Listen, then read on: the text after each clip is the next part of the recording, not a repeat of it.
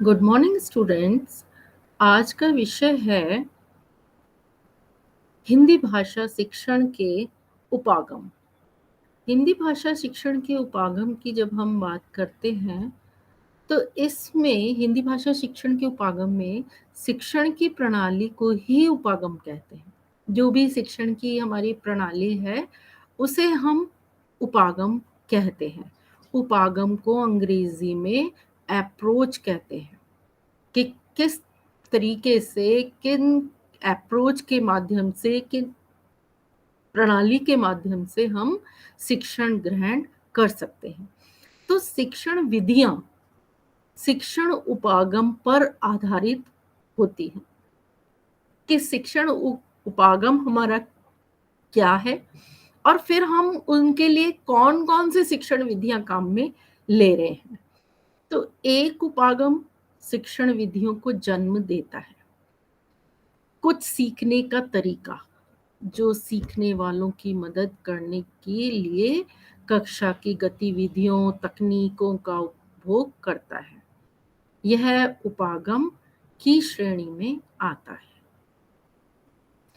तो इस तरीके से हम ये देखते हैं कि जो भाषा शिक्षण है, भाषा शिक्षण की जो उपागम है उनमें ही हमारी शिक्षण विधियां काम में आती हैं।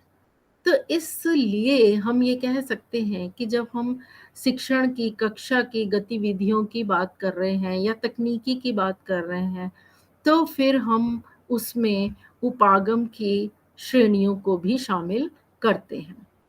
अब किसी भी भाषा शिक्षण उपागम को समझना एक सैद्धांतिक दृष्टिकोण है कि भाषा क्या है,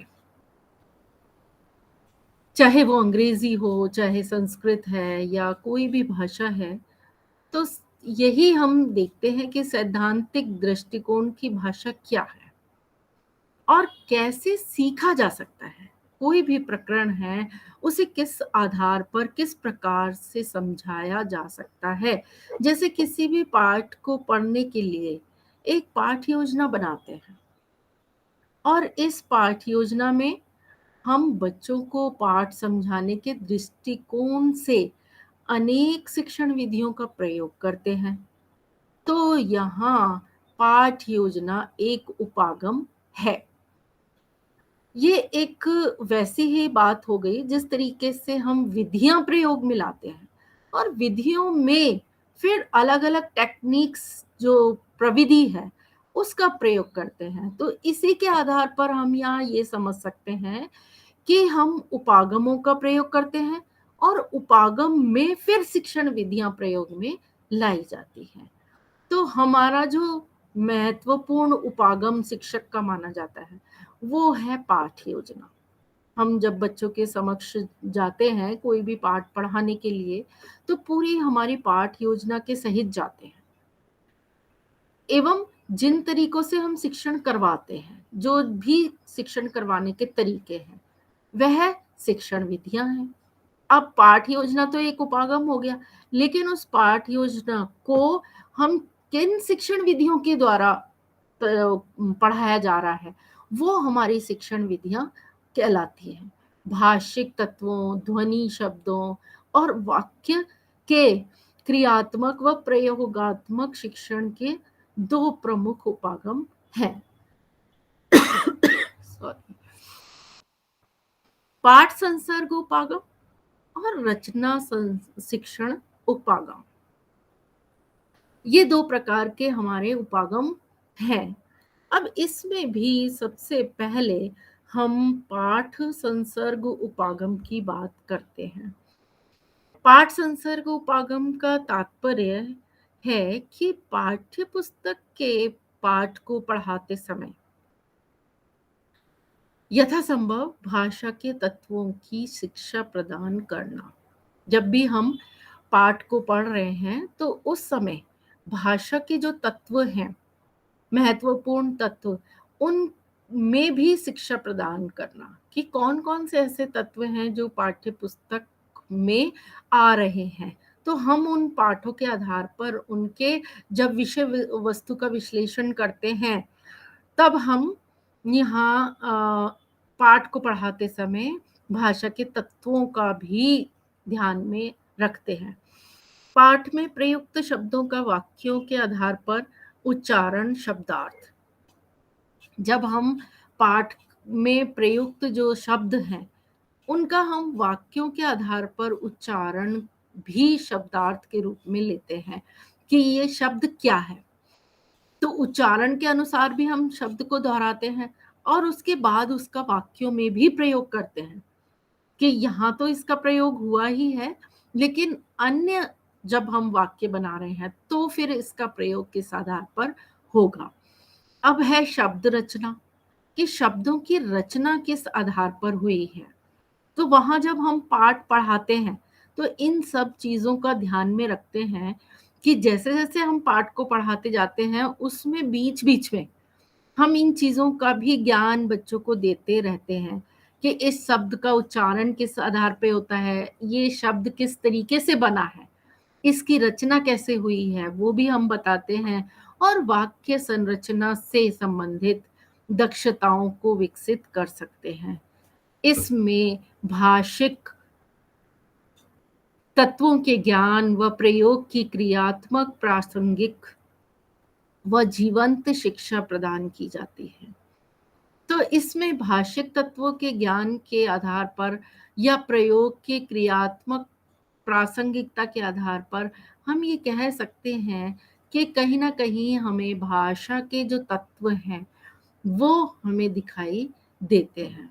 अब छात्र सिद्धांतों व नियम के चक्कर से परे प्रत्यक्ष उदाहरण द्वारा प्रयोग व व्यवहार की दक्षता विकसित करते हैं। अब छात्र सिद्धांतों व नियमों के चक्कर में किस तरीके से प्रत्यक्ष उदाहरण दे रहा है या उसको किस तरीके से प्रयोग में ला रहा है, तो वो भी हम उसकी दक्षता भी विकसित कर सकते हैं। इससे उनमें भाषा की दक्षता प्राप्त करने की रुचि बनी रहती है, क्योंकि बीच बीच में हम ये भी बताते रहते हैं कि ये एक शब्द है जो कि संधि विच्छेद कर सकते हैं, या इस शब्द का विलोम शब्द क्या है या समास किसे कहते हैं। तो बीच बीच में जब हम ये चीजें बताते रहते हैं तो उदाहरण के तौर पर भी उन्हें इसकी दक्षता का विकास हो जाता है। अब पाठ संसर्ग में उपागम में पाठ पढ़ते समय सस्वर वाचन के माध्यम से हम जो भी अध्यापक है वो सस्वर वाचन करता है, उच्चारण शिक्षण का अच्छा अवसर मिलता है। उससे हमें ये भी देखने के लिए मिलता है कि किस आधार पर ये सस्वर वाचन करना है। अगर कोई देशभक्ति की कविता है या देशभक्ति से संबंधित पाठ है तो हम उसे उसी तरीके से पढ़ेंगे, तो बच्चा भी ये चीजें सीखता है, लेकिन वर्तनी शिक्षण का अवसर कम मिलता है कि किस आधार पर ये जो शिक्षण है वो हम करवा सकेंगे। तो वर्तनी जब शिक्षण करवाते हैं कि किस तरीके से ये शब्द बने हैं या ये वाक्य बने हैं, इसका अवसर हमें कम मिल पाता है क्योंकि हम पाठ को पढ़ाते समय इतना ज्यादा विस्तार से उस चीज को नहीं बता पाते। तो फिर यहाँ जो पाठ के माध्यम से सस्वर वाचन के तरीके से उच्चारण शिक्षण को अच्छा कर सकते हैं। यह उपागम शब्द शिक्षण की दृष्टि से विशेष उपयोगी है। जो भी हम उपागम पाठ योजना का तैयार कर रहे हैं, उसे कक्षा में लेकर जा रहे हैं, उसे पढ़ा रहे हैं, वो हम कह सकते हैं कि ये जो उपागम की दृष्टि से हमारे लिए एक विशेष रूप से कामयाब है, क्योंकि पाठ पढ़ाते समय स्वाभाविक रूप से शब्द शिक्षण के अनेक अवसर मिलते रहते हैं। तो वहाँ फिर हम ये देख सकते हैं कि शिक्षण में जो शब्द आ रहे हैं उनका किस तरीके से उपयोग हो सकता है। तो शब्दों के अर्थ बोध, रचना व विशिष्ट शब्दों का ज्ञान कराया जाता है। बीच बीच में हम उनको अर्थ शब्द अर्थ भी बताते हैं या अशुद्धि संशोधन करते हैं पाठ के पढ़ाते पढ़ाते, तो उनमें शब्दों के अर्थ बोध, रचना व विशिष्ट शब्दों का ज्ञान भी करवाया जा सकता है।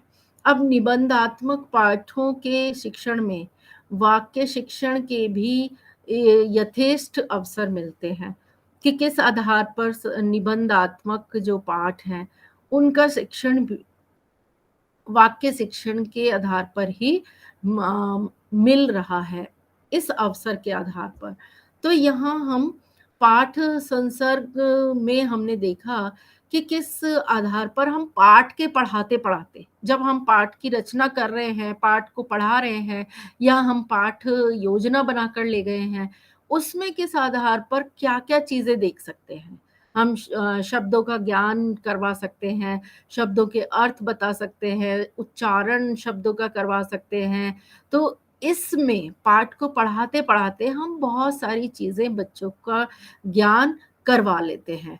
अब हम पाठ को पढ़ाने के बाद रचना के आधार पर देख सकते हैं कि रचना शिक्षण जो है, उसके उपागम में हम किस किस आधार पर बच्चों को बताते हैं। इसमें भाषिक तत्वों के ज्ञान व प्रयोग का प्रचुर अवसर मिलता है। हम रचना करवाते हैं उसमें। रचना शिक्षण वस्तुतः अर्जित ज्ञान के प्रयोगात्मक अभ्यास का उपागम है। क्योंकि जब हमने कुछ पढ़ लिया है कि हमने कविता पढ़ी है या हमने कहानी पढ़ी है या निबंध हमने लिखना सीखा है, तो फिर हम उसकी रचना कर सकते हैं। हम बच्चों को कह सकते हैं कि आप भी इसी प्रकार की कोई छोटी-सी कविता लिखिए, छोटी-सी कहानी लिखिए, हमें सुनाइए। तो बच्चा फिर उसको सुनाता है, लिख कर दिखाता है, तो ये एक नई रचना हो गई। हम उसको कुछ सीखा है, कुछ क्रिएटिव उसने किया है, तो यही अर्जित ज्ञान है। जो ज्ञान हमने उन्हें सिखाया, उसका प्रचुर मात्रा में किस प्रकार से प्रयोग कर रहा है, रचना कर रहा है। तो ये रचना शिक्षण में हमारा ये ज्ञान आ जाता है, तो ये भी एक उपागम है। अब रचना के 2 रूप होते हैं। रचना 2 प्रकार से की जा सकती है, बताई जा सकती है। एक तो मौखिक रूप से, एक लिखित रूप से। तो मौखिक रूप से हम यदि कोई कविता लिख रहे हैं, तो उसे हम मौखिक रूप से भी पढ़कर बता सकते हैं। तो उसमें हमारी लय है, ताल है, किस तरीके से कविता का उतार-चढ़ाव है, वो हमें नज़र आ सकता है। और लिखित रूप में उसकी भाषा किस प्रकार की है।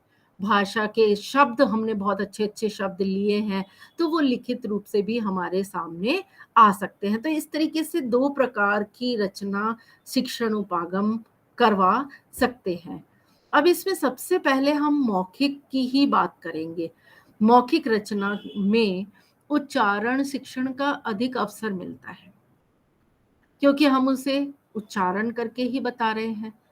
और इस उच्चारण के वजह से रचना में वर्तनी शिक्षण का भी अवसर मिल जाता है कि किस तरीके से हमें ये चीज़ें लिखनी हैं, वर्तनी कैसी होनी चाहिए हमारी। तो मौखिक रचना के रूप में हम क्या-क्या काम कर सकते हैं? हम वार्तालाप कर सकते हैं। एक दूसरे से वार्तालाप करके चीज़ें सीख सकते हैं। कोई भी एक टॉपिक है, हम उस पे वार्तालाप कर सकते हैं। जैसे पर्यावरण का चल रहा है, पर्यावरण क्यों इस तरीके से इतना ज़्यादा उस पर्यावरण में बदलाव आ रहा है, तो इसके बारे में हम वार्तालाप कर सकते हैं। या समाज की कोई परेशानी है, समस्या है, उसको दूर करने के लिए भी वार्तालाप कर सकते हैं।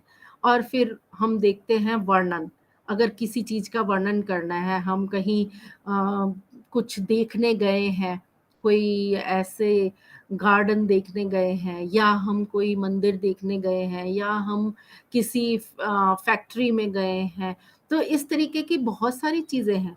वहाँ से आकर उनका वर्णन करना, हम पूरा उस उनको बताएँ आकर। शिक्षक को हम बता सकते हैं कि सर हम वहाँ गए थे तो हमने ये देखा, इस तरीके का सीन था, ये था। तो वहाँ हमने ये काम किया। तो ये हम वर्णन वहाँ का कर सकते हैं। उससे भी पता चलता है कि बच्चा किस तरीके से इन चीज़ों को बता रहा है। कई बच्चे होते हैं जो कि इतना बोल ही नहीं पाते, अपने आप को एक्सप्रेस नहीं कर पाते और कई बच्चे बहुत अच्छी तरह से उस चीज़ का वर्णन करते हैं। तो ये वर्णन करना भी एक मौखिक रूप से एक रचना करना हो गया। फिर है भाषण, अब भाषण में कोई एक विषय दे दिया गया है, तो उस विषय पर आप कितना अच्छा बोल सकते हो। ये भी आप मौखिक रूप से मौखिक रचना इसकी भी कर सकते हो। तो भाषण में भी हमें रचनात्मक रूप दिखाई देता है और वो भी मौखिक रचना का। अब संवाद, संवाद हम जब देखते हैं जैसे राम परशुराम और राम का संवाद था, तो इस तरीके से कोई भी संवाद ले सकते हैं हम। तो 2 जनों के बीच, 3 जनों के बीच संवाद, पहले दूसरा एक व्यक्ति बोल रहा है, फिर दूसरा बोल रहा है, फिर तीसरा, तो इस तरीके से आपस में एक-दूसरे का संवाद हो रहा है। ये भी हमारा मौखिक की रचना है। और हम छोटी-सी कोई ऐसी नाटक या कुछ ऐसा ले लें जिससे कि सभी के संवाद उसमें आ जाएँ। तो ये भी संवाद का भी मौखिक रचना के रूप हो सकता है। अब है वाद-विवाद। वाद-विवाद में कई ऐसे वाद-विवाद आपने प्रतियोगिताओं में भी भाग लिया होगा कि एक आपको टॉपिक दे दिया जाता है, उसमें एक पक्ष में बोलता है, एक विपक्ष में बोलता है। तो इसमें भी हम अपने जो पक्ष है या विपक्ष है, अपने स्तर को ऊँचा रखना है कि मैं अगर विपक्ष में हूँ, तो मैं उसे पक्ष का ही ज़्यादा दबाव डालूँगा, या मैं विपक्ष में हूँ, तो मैं विपक्ष की ही बात करूँगा। तो इस तरीके से वाद-विवाद जो है, वो भी हमारा मौखिक रचना का एक रूप है। फिर है समाचार दर्शन। जब हम समाचार दर्शन की बात करते हैं, तो जितनी भी हमारी जो इकट्ठी की गई हैं सूचनाएँ, वो हम समाचार दर्शन के द्वारा बता सकते हैं। पूरे दिन में क्या-क्या हुआ, उसको हम समाचार दर्शन के द्वारा समझा सकते हैं। फिर है कविता। अब कविता के माध्यम से हम अपना पढ़कर बोल सकते हैं, उच्चारण बता सकते हैं, उतार-चढ़ाव किस तरीके की कविता है, वो हमें तुरंत ही समझ में आ जाती है। सुपाठ, यानी कोई अच्छा पाठ है, उसको हम पढ़ के सुना सकते हैं, बता सकते हैं, तो फिर ये भी हमारा मौखिक रचना कहलाता है। फिर है विचार गोष्ठी, किसी विषय पर कोई विचार चर्चा चल रही है, तो वहाँ भी विचार गोष्ठी में भी हम मौखिक रचना के रूप में काम कर सकते हैं। आदि बहुत सारी ऐसी चीज़ें हैं, जो कि मौखिक रचना में काम में आ सकती हैं। अब है लिखित रचना के रूप में। लिखित रचना के रूप में भी व्याख्या का सार करना है, कोई व्याख्या दी गई है तो उसका सार लिख सकते हैं, संक्षिप्तीकरण कर सकते हैं, कोई हमने बहुत बड़ा एक निबंध है, हम इसको कह सकते हैं कि संक्षिप्त में लिखिए, तो उसका छोटा रूप करके लिख सकते हैं। पत्र लेखन है, पत्र लेखन कर सकते हैं, निबंध लेखन कर सकते हैं, कहानी लेखन कर सकते हैं। बहुत सारा ऐसे लेखन के रूप भी हैं, जिनको हम लिखित रूप में उनकी रचना स्वयं कर सकते हैं। एक बार हमें पता चल जाता है कि ये चीज़ें किस प्रकार से करनी है, फिर हम अपने रूप से उनको कर सकते हैं। अब चॉम्स्की के अनुसार, चॉम्स्की का कहना है कि बच्चे भाषा सीखने की जन्मजात क्षमता के साथ उत्पन्न होते हैं। उनका कहना है कि जन्मजात ही उनमें इस तरीके की क्षमताएँ होती हैं, जिनको कि बच्चे भाषा सीखने में काम में ले लेते हैं। फिर है वाइगोत्स्की के अनुसार, वाइगोत्स्की करते हैं कि बच्चों के भाषाई विकास में समाज की महत्वपूर्ण भूमिका होती है। जो समाज है वो अपनी एक महत्वपूर्ण एक वो रखता है। तो यहाँ पर बच्चों के जो भाषाई विकास है, उसमें भी समाज की महत्वपूर्ण भूमिका होती है। समाज के माध्यम से बच्चा भाषा सीखता है। हम ये कह सकते हैं भाषा का विकास उस आधार पर हो सकता है। बच्चे अनुकरण द्वारा भाषा सीखते हैं। स्किनर का कहना है कि भाषा जो घर में बोली जा रही है या समाज में बोली जा रही है या स्कूल में बोली जा रही है, उसके आधार पर ही बच्चा अनुकरण कर के भाषा को सीखता है। अब जीन पियाजे के अनुसार, जीन पियाजे भी कह रहे हैं कि भाषा अधिगम मूलतः संज्ञानात्मक विकास का ही एक अंग है। जो भी संज्ञान है, हमें ज्ञान की प्राप्ति होती है, वो भी अधिगम के माध्यम से ही होती है। तो यहाँ पर हमने बहुत सारे विद्वानों की परिभाषाएँ देखी और लिखित और मौखिक रूप भी हमने देखा। अब ये भाषा शिक्षण के प्रमुख उद्देश्य क्या हो सकते हैं? भाषा शिक्षण के बहुत सारे उद्देश्य हैं, परंतु हम एक-एक को देखते हैं कि ज्ञानात्मक उद्देश्य, भाषा ज्ञान की कथा राशि तक पहुँचने का महत्वपूर्ण साधन है। तो ज्ञानात्मक उद्देश्य में हम कहीं न कहीं ज्ञान की प्राप्ति करते हैं या भा आत्म स वो अभिव्यक्ति के माध्यम से या फिर स्मरण के माध्यम से। तो अभिव्यक्ति और स्मरण ज्ञानात्मक में दोनों चीज़ें काम में आती हैं। अब हम कौशलात्मक उद्देश्य की बात करें, हम पूरा पाठ पढ़ चुके हैं, उसके बाद भाषा के चारों कौशलों का ज्ञान प्राप्त करना। कौशलात्मक में सारे ही कौशल नज़र आ जाते हैं, अगर वो कुछ रचना करना सीख गया है, तो वो भी हमारे काम आती हैं। हम कुछ उसको सुनकर क्या किस प्रकार का कौशल उसने प्राप्त किया है या बोलकर किस प्रकार का कौशल उन्होंने ज्ञात कर लिया है या लिखित है या पढ़ने में है। तो इस तरीके से चारों जो कौशल हैं, वो कौशलात्मक उद्देश्य में काम में आते हैं। अब है रसात्मक उद्देश्य। साहित्य को संचित ज्ञान भारत का स्रोत कहा गया है। साहित्य का जो ज्ञान है संचित करा हुआ इकट्ठा, अतः विभिन्न साहित्य विधाओं के रसास्वादन के लिए भाषा शिक्षण आवश्यक है। हम ये कह सकते हैं कि जो साहित्य की संरचना है, साहित्य का जो ज्ञान है, वो हमारा किस आधार का होगा। अब है अतः विभिन्न साहित्य विधाओं के रसास्वादन के लिए भाषा शिक्षण आवश्यक है।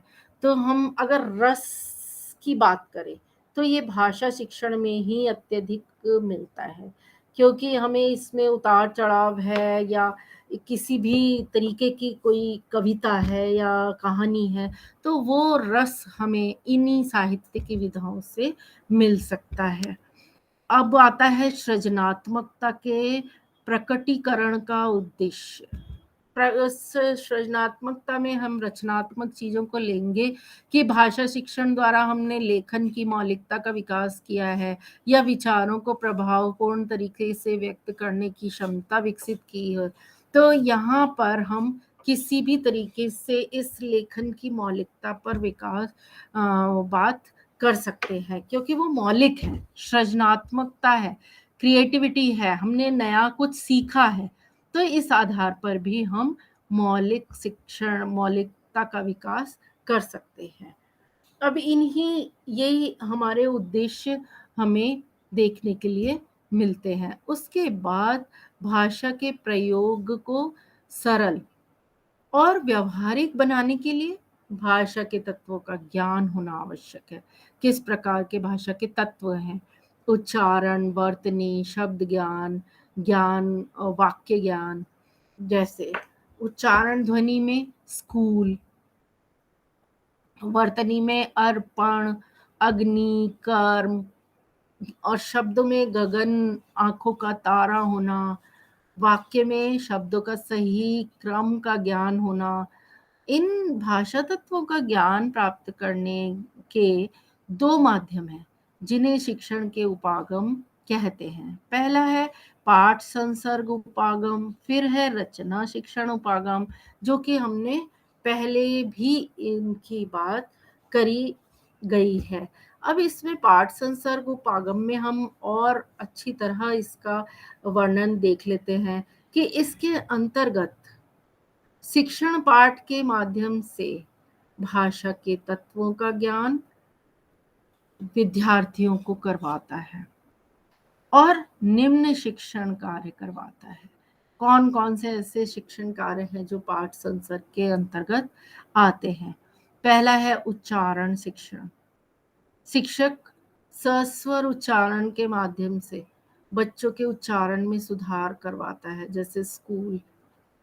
साथ ही वाक्य स्तर पर पद्य शिक्षण के समय उचित लय, ताल, यति, गति का आदि का ज्ञान करवाता है।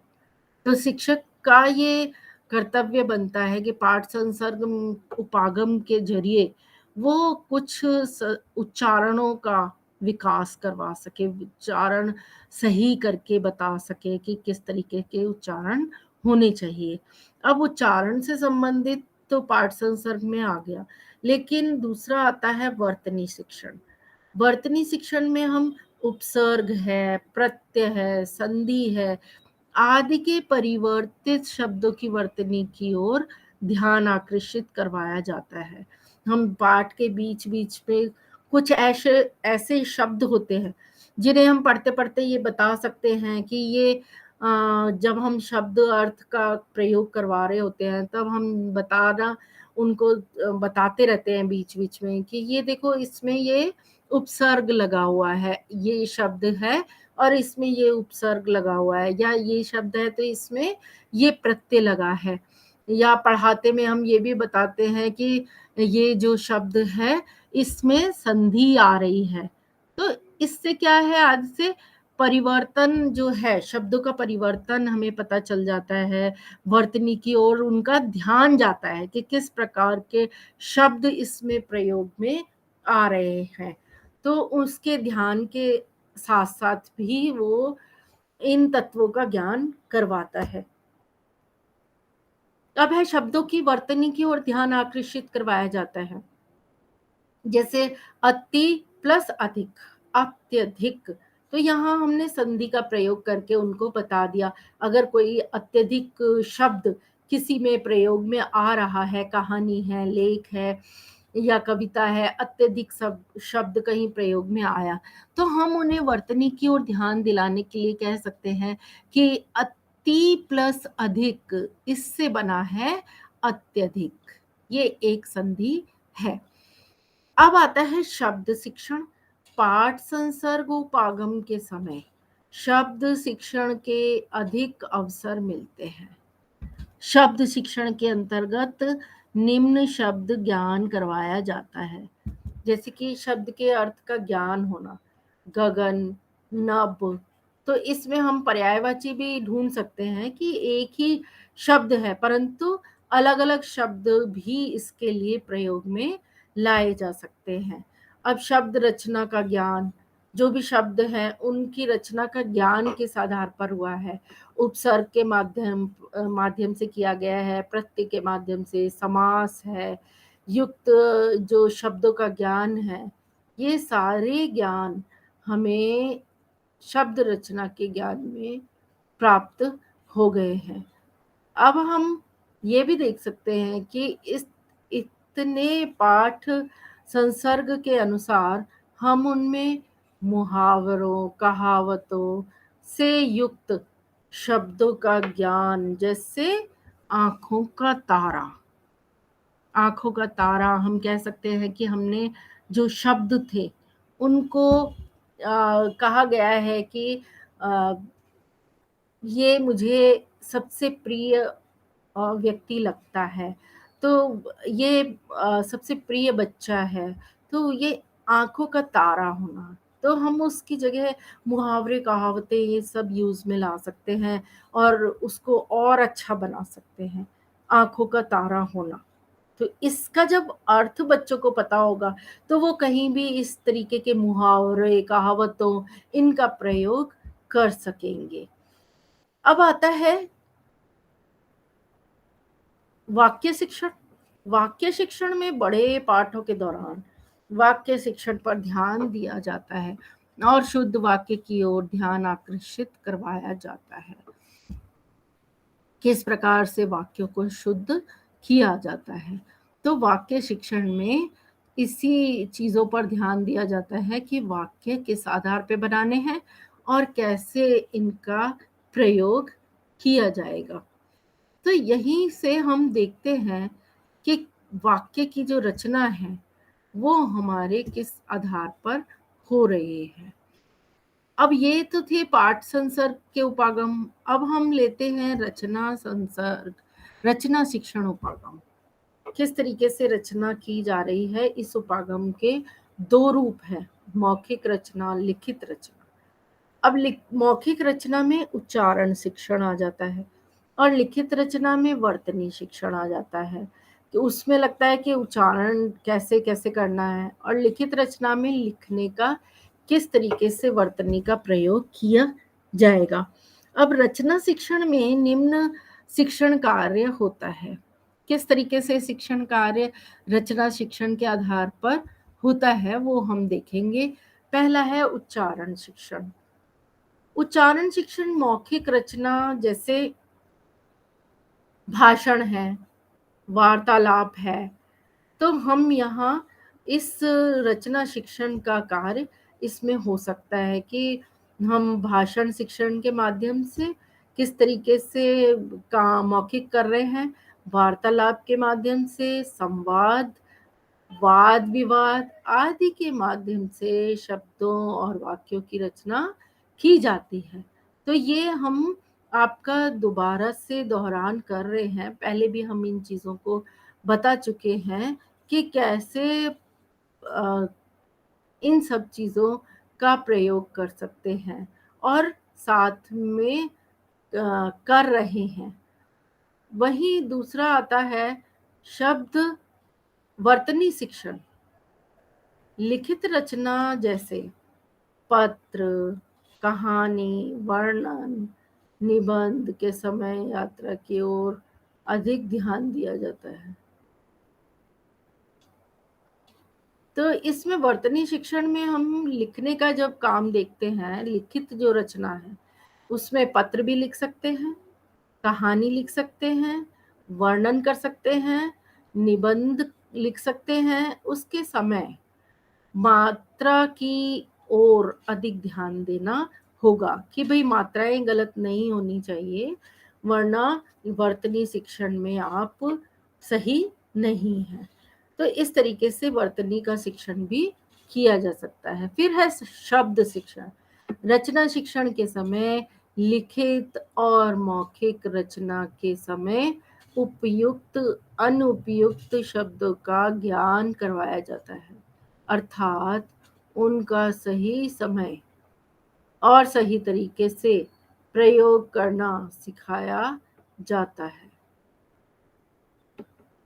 तो इसी में शब्द शिक्षण में ही हम ये कह सकते हैं कि जो रचना शिक्षण है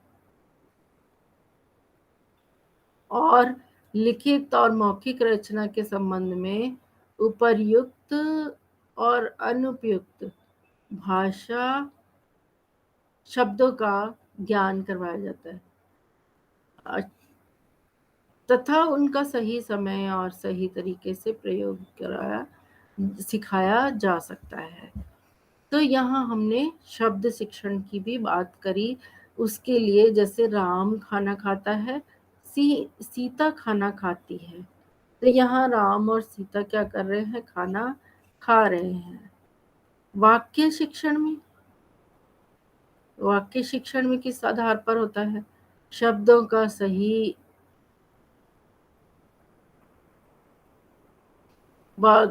वाक्य शिक्षण में शब्दों का सही क्रम का अभ्यास कराया जाता है। अपूर्ण वाक्यों को पूरा करा जाता है। लिंग, वचन, पुरुष के अनुसार वाक्य का रूपांतरण हो जाता है। अब यहाँ इसके आधार पर ये देखने के बाद हम इसके उदाहरण देखें तो खाती सीता खाना है, इसका क्रम हमें बिल्कुल भी सही नहीं लग रहा है। अब सही क्रम बनाए तो सीता खाना खाती है। और दूसरा उदाहरण देखिए, में हमारे देश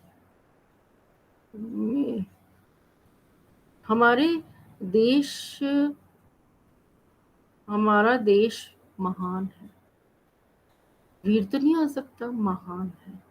तो यहाँ पर सही शब्दों का चयन और उसको उसी सही जगह पर भरना। कोई अगर सिस्टमैटिक क्रम के अनुसार वाक्य नहीं है तो वो बेकार है, वो वाक्य नहीं कहलाएगा। इसी तरीके से वाक्य शिक्षण भी हमारा पूरा होता है। अब वाक्य शिक्षण के बाद हम भाषा शब्द के बारे में भी, उसके अर्थ के बारे में भी जान सकते हैं। तो भाषा के फिर प्रकार भी देख सकते हैं, मौखिक है, लिखित है, उसके रूपों को भी हम देख सकते हैं, मातृभाषा और भी कई प्रकार के बोली जाने वाली बोलियां हैं, प्रादेशिक भाषा है, प्रादेशिक भाषा, राजभाषा आदि। भाषा सीखने का मनोवैज्ञानिक आधार, शिशु जन्म से अपनी आवश्यकताओं की पूर्ति में लग जाता है और इस कार्य में उसकी ज्ञानेंद्रियां सहायता करती हैं। किस तरीके से शिशु जन्म से अपनी आवश्यकताओं को पूरी करने में वो लग जाता है, वो अपना दिमाग ऐसा दौड़ाता है कि अब ये अगर मैं मेरे इस शिशु का जन्म हुआ है तो सारी आवश्यकताएं मैं किस तरीके से पूरी कर सकता हूँ। मेरी ज्ञान ज्ञान की जो इंद्रियां हैं वो उनमें सहायता प्रदान करती हैं, दुनिया को समझने और समझ को अभिव्यक्त करने में बच्चे का मनोवैज्ञानिक उसकी मदद करता है। इस प्रक्रिया में लाभ, इस प्रक्रिया में भाषा सीखने में कुछ मनोवैज्ञानिक प्रवृत्तियां कार्य करती हैं। अब इसमें मनोवैज्ञानिक प्रक्रिया किस प्रकार से काम करती हैं, उनके उदाहरण हम देख सकते हैं। अनुकरण है, भाषा अनुकरण द्वारा ही सीखी जाती है। जिज्ञासा है, नई नई चीज़ों को सीखने का हमारा मन करता है और अभ्यास के द्वारा भी हम सीख सकते हैं। बालक भाषाई कौशलों को अभ्यास और पुनरावृत्ति के द्वारा भी विकसित करते हैं। तो इस तरीके से जो भाषा संसर्ग प्रणाली है वो दोष युक्त नहीं है, उसमें कोई दोष नहीं है, क्योंकि हर तरीके के व्यक्ति से इस भाषा का रूप चल रहा है। तो फिर प्राथमिक कक्षाओं में व्याकरण पढ़ने की ये प्रणाली लाभदायक है। इस प्रणाली में व्याकरण के नियमों का ज्ञान हुआ होना चाहिए। तो इसके द्वारा इस प्रणाली में क्या होता है कि व्याकरण के नियम है उनका ज्ञान भी करवाया जाता है, बिना भाषा के शुद्ध रूप के अनुकरण करने का अवसर प्रदान कर छात्र को शुद्ध भाषा का प्रयोग करना सिखाया जाता है। इसके द्वारा प्रारंभिक कक्षाओं में रचना तथा अभ्यास द्वारा भाषा का शुद्ध प्रयोग कराया जाता है। प्राथमिक स्तर पर बच्चों को व्यवहारिक व्याकरण का ज्ञान देने के लिए तो यह विधि उपयोगी ही है। अब दोष देख सकते हैं, व्याकरण के नियमों का ज्ञान नहीं हो पाएगा, समय अधिक व्यय होगा, व्याकरण का सैद्धांतिक ज्ञान ना दिया जाकर उसके व्यवहारिक पक्ष पर जोर दिया जाता है। यह मनोवैज्ञानिक आवश्यक है, क्योंकि विद्यार्थियों को बुद्धि और तर्क के से काम लेना चाहिए। अब यहाँ हम देखते हैं कि भाषा की शिक्षा दी जा सकती है, व्याकरण की नहीं। भाषा शिक्षण की विधि कही जा सकती है, व्याकरण शिक्षण की नहीं। व्याकरण के नियमों का व्यवस्थित ज्ञान भी नहीं हो पाएगा। तो इस तरीके से हमने ये देखा कि यहाँ भाषा संसर्ग में पाठ संसर्ग और रचना संसर्ग दो तरीके से हम उपागम को काम में ले सकते हैं। अब इस पाठ के समाप्त होने पर बहुत सारे महत्वपूर्ण लिंक हैं जिनके आधार पर आप और अधिक ज्ञान प्राप्त कर सकते हैं। अब यहाँ पर बहुविकल्पीय प्रश्न इस विषय से संबंधित देखेंगे। निम्न में से कौन सा भाषा शिक्षण उपागम अन्य भाषा शिक्षण के में तुलनात्मक अध्ययन पर बल देता है? अनुकरण, व्यतिरेक की भाषा संसर्ग, महत्वपूर्ण उत्पादन आदि। तो सही उत्तर इसका होगा व्यतिरेकी। दूसरा प्रश्न है, किसी विधि का प्रयोग करते समय बालक एक बालक को व्याकरण का ज्ञान ठीक प्रकार से नहीं हो पाता, क्योंकि व्याकरण अनुवाद की वजह से, श्रुति लेख की वजह से, भाषा संसर्ग की वजह से, या फिर सही उत्तर इसका होगा भाषा संसर्ग। अगला प्रश्न है, एक शिक्षक अपने बालकों को पायो जी मैंने राम रतन धन पायो नामक पाठ पढ़ाते समय यह संभव्यता किस उपागम को उपागम में लाएगा? व्यतिरेक उपागम, भाषा संसर्ग उपागम, ध्वन्यात्मक उपागम, इनमें से कोई नहीं। सही उत्तर है इसमें ध्वन्यात्मक उपागम। निम्नात्मक में से वह कौन सी वस्तु है जिसके द्वारा एक शिक्षक कविता पढ़ाते समय बालकों को उसके वास्तविक आनंद की अनुभूति करवाता है? ध्वन्यात्मक विधि, उपसंहार विधि, भाषा संसर्ग विधि, भंडार कर विधि। इसका सही उत्तर है उपसंहार विधि। अगला प्रश्न, किस विधि को पूर्व प्राथमिक सिद्धांतों के योग्य प्रभावशाली बनता है? नहीं मान सकते हैं किस विधि को?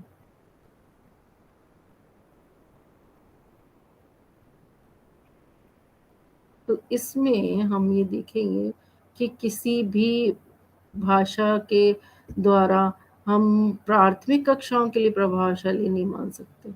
अनुकरण, भाषा संसर्ग, ध्वन्यात्मक, व्याकरण न अनुवाद। सही उत्तर है व्याकरण अनुवाद। कौन सी विधि अन्य से भिन्न है? अनुकरण विधि, भाषा संसर्ग विधि, श्रुतिलेख विधि, व्यति व्यतिरेकी विधि। होगा श्रुतिलेख विधि। अब इन प्रश्नों के बाद और जो प्रश्न है, कौन सी विधि भाषा शिक्षण उपागम के रूप में उस कौशल को बढ़ाती है जो एक प्रकार से ग्राह्य कौशल है? अनुकरण, ध्वन्यात्मक, वेद अनुवाद, इसमें से कोई नहीं। इसका सही उत्तर है अनुकरण। अनुकरण इसका सही उत्तर होगा। बुनियादी शिक्षा की आवश्यकता क्यों पड़ गई? बुनियादी शिक्षा की आवश्यकता इसलिए भी है कि गांधी जी के द्वारा दी गई, स्वामी विवेकानंद के द्वारा, बाल गंगाधर के द्वारा, डॉक्टर जाकिर हुसैन के द्वारा। अब इसका सही आंसर है डॉक्टर जाकिर गांधी जी के द्वारा। बुनियादी शिक्षा की बात गांधी जी ने की थी। उसके बाद है समवाय, एक प्रकार से है समवाय जो समकालीन हो, विचार जो समकालीन हो, शिक्षा में विचार संवादी,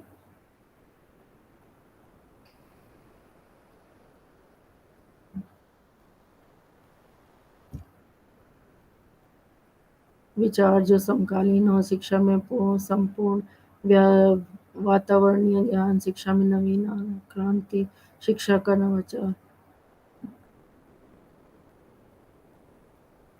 तो इसका सही उत्तर है शिक्षा में संपूर्ण वातावरणीय ज्ञान। दूसरा है कौन सा एक सुमेलित नहीं है?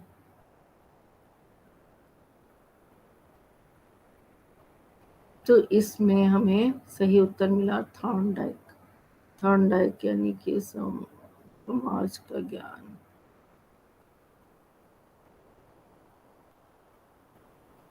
तो इसमें हमें थॉर्नडाइक इसका सही उत्तर जान पड़ता है। अब आज हमने हिंदी भाषा शिक्षण के उपागमों के विषय में जानकारी प्राप्त की, और अब अगला विषय हम अगली कक्षा में लेकर आएंगे। तब तक के लिए धन्यवाद।